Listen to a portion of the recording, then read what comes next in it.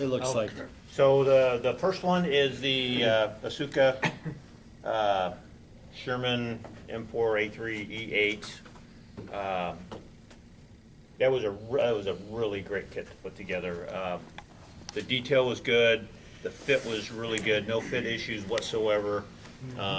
It's all plastic, no photo etch. No, I take that back. There is some, there's some photo etch with it, but it went together better than the Dragon Sherman kit. The tracks were 2 pieces per link, so those were kind of a pain in the butt to put together. You had to clip each one off of the sprue and file the nubs off, so that was kind of a pain in the butt. Okay, They went together fairly well. They're supposed to be movable, but the 2 pieces glued together over the next piece, so if you get any extra glue anywhere, they're glued together. But it went together really well. I didn't mind. I had no issues putting it together. I didn't cuss too much putting the links together, which was good. It comes with, this is one, it comes with extra resin parts. I forget the company that did the resin parts, Value Gear, I think. Actually, fairly well cast for, there were some sinkholes and some other stuff and some bubbles to fill, but not that bad. I've dealt with worse. It had resin applique armor for the turret in the front. All went together real well. I really enjoyed building the kit. The figure is from a Nimrod set, and I just like that figure because he's doing something other than just standing there with a pair of binoculars and pointing. Don't know what else to say about the kit. Like I said, it was a lot of fun to build. I want to get some more.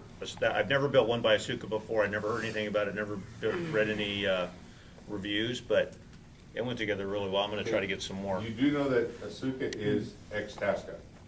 I didn't know that. Yes. Okay.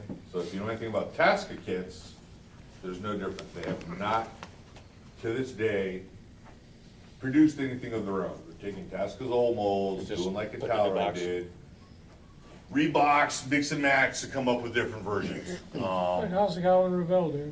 Yeah, exactly. Yeah. But if you're into armor kits, there's a forum called Missing Links. It's a little bit better than Armorama because it's not quite as broad. But actually, they brought up an issue about Asuka's got another kit out, and they're saying it's just a rebox or reparts or Oh, it whatever. could be. But they're saying one of the guys I'm assuming might be working for him says actually Asuka has decided to start making new kits. They just haven't. Oh, well. Don't have the money yet, I guess. Who does? Well, so the kit itself though is really good. It went together really well. I was real happy with how it turned out. Even I've never built 2-part track links before, and it wasn't that bad. Now, did it come with Thunderbolt decals or no? It did come with Thunderbolt decals. I What didn't was use it them. listed as? Because when you talked about the track, I was really kind of shocked because Tasca kits never had that.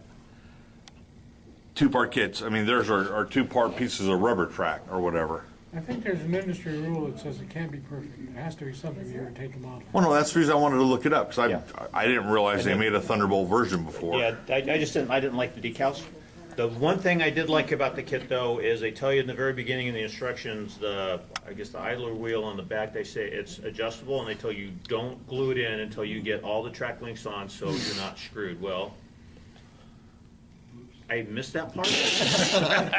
And if you look on one of the sides, I forget which side it is, it's just oh my God, it's so close, but it's not quite perfect. So if I would have left that on, they both would have lined up just fine. One side lined up with the exact number of links they're supposed to have, the other one was just a little bit short. It's like the old carpenter's maxim about measure twice, cut once. Oh, yeah. The model is Reason number read twice, glue once. 237, Yeah. why I don't build armor. Individual link tracks. But even that, it was, do DS track, but like we found out when I had built my M47, same way. I didn't quite put the ones around the sprocket in the right place, and on the other side I ended up with a non-short track. So now I get to build individual track links to try and make my M47 look right. But that's one of the good things with armor, because they go play in the mud a lot, so you can fill the gap. You can't fill a whole track-lane gap, George. It's impossible. That's not how much George armor can. in it. Now, you could if the stupid tank had side shield, but no, not the Yeah. M47. No, not that one. Well, that's what you get for your links to reality, you know? Yeah. I had Lincoln. So the next one, that is the 234. HobbyBoss Okay. Russian BA-20, what, the 1937 version? I mean, HobbyBoss has got like 18 gazillion different versions of that. I picked it up on sale at Squadron for like 15 bucks on one of their sales. That was a great kit. It's got full engine detail. It's got cement detail on the interior. Went together really well. No issues with the fit. The instructions were really good. I built a lot of Dragon armor, and I hate those instructions. So doing that Sherman and then this HobbyBoss kit, it was like, oh, no headaches, no cussing, no frustration. Everything went where it was supposed to go. Even the simple ones. Are the sides and the two pieces in the back individual, The on what the the armored car? no, it's the bottom and then the top are two pieces. How about the sides? The sides are all there. The only thing that's, so It's you got like the a bottom. you got car the model top. kit? Yeah, like a car model kit. The doors are separate, the engine louvers are separate, the turret's separate. Also, the upper hull is one piece. Upper hull's all one piece. Oh, okay, because I got somebody's version of this beast, and the back isn't curved like this, it goes like that, and you gotta like, hold it all in place with your Oh, fingers no, while the glue no. dries, No, it's just like and a then car. try and It's make the top IDGs, fit. Yep, no, this one it's not like that at all. Even the posts for the antenna go right in, they're keyed, and you can't mess it up unless you don't look at the directions. I was kind of sweating doing that, but it went together really well. Very nice. I even, on this one, I played around a little bit. I've never tried turning the wheels on one before, so I did it with this one. This Veda. And then I Beta, ICM, yeah. I played around with the weathering on this one. I just used pastels. I didn't use any paint, I didn't use anything else, I just used pastels. One of Mike Rinaldi's books, he talks about using pastels, and then he uses Tamiya thinner as a fixative for it. Right. Works really well. I just crank down the pressure on my airbrush a little bit, put some chalk on it, mist some thinner on it, 10 minutes, it's dry, go to the next section, and then when you do a clear coat, you don't lose any of the color from the pastels. It's just, Oh, nice. it works out really well. That kit took me week and a half to finish up, hour here, hour there, a couple hours on a couple weekends, and it was done. It went together really well. Only thing I didn't like about it, the wheels are vinyl. That black vinyl, that does not take paint. It just looks terrible. So I sanded them down a little bit to try to lighten the color up a little bit. Threw a lot of pastel on it, and I thought it turned out really well. I was really happy with it. What's the interior color? The interior color, I found them in, I couldn't find a single source that said definitively it's this color, so all the pictures I saw were all different colors, so I picked light gray and went with that. Okay. The Russian equipment would have been wrong anyway if I said they were all the same inside. Yeah. I don't know what kind of paint they had at the tractor factory where they built it. Actually, a lot of their tanks went out of the factory with no interior. With no interior, yeah. Bare metal. And then the figure is a 1/16 scale Alpine figure. Supposed to be a Army infantry guy from like late 1944. I looked around on references. I never saw pictures or found anything of the boots the guy's wearing. They're like paratrooper boots. But he's an infantryman, so I couldn't quite figure that out. It was supposed to be like a winter of 1944 era for the guy, but I could not find any pictures of anybody wearing boots like that. And they're not, because if you look at them, they're not galoshes. They're laced all the way up. Yeah. They're leather boots. So I couldn't figure out what the heck they did with that. Pants as Easy to well, explain he's a that. paratrooper. But Not he's got necessarily a. so. Infantry had blouse pants as well. It's easy to explain that one because. They didn't GIs, stay you know, blouse you- very you've long, got but somebody they were else that's blouse. got Believe it or not, blouse Could pants be. keeps your legs Personal warm. equipment that you like, you trade something for it. Well, plus they don't get But money. the Right. kit itself, it's a And they don't get resin kit. snagged on Went on together bushes. okay. There were some gaps to fill.